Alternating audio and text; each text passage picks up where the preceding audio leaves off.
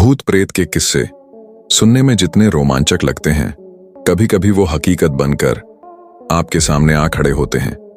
आज हम आपको ले चल रहे हैं राजस्थान के जोधपुर से करीब 90 किलोमीटर दूर एक ऐसे गांव में जिसका नाम है रठासी।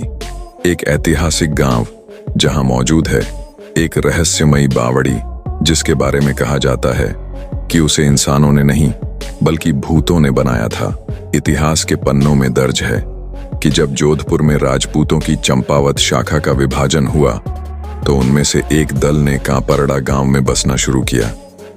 लेकिन वहां के कुछ युवा राजकुमारों ने साधु संतों को परेशान करना शुरू कर दिया।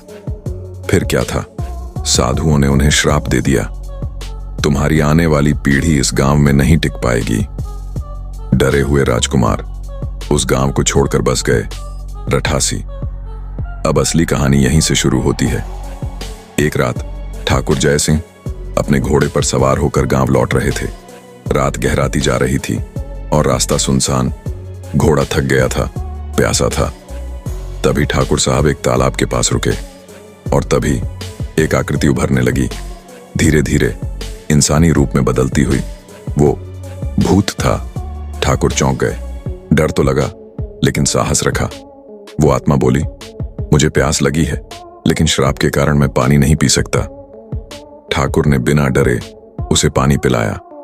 प्रेत बोला, राजन, तुम्हारी दया के बदले मैं तुम्हारी कोई एक इच्छा पूरी करूंगा। ठाकुर ने कहा, मेरे महल में एक सुंदर बावड़ी बनवा दो।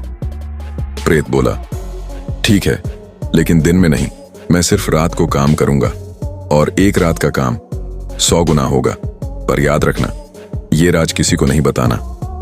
इसके बाद रोज रात को पत्थर टूटने की आवाजें आने लगीं।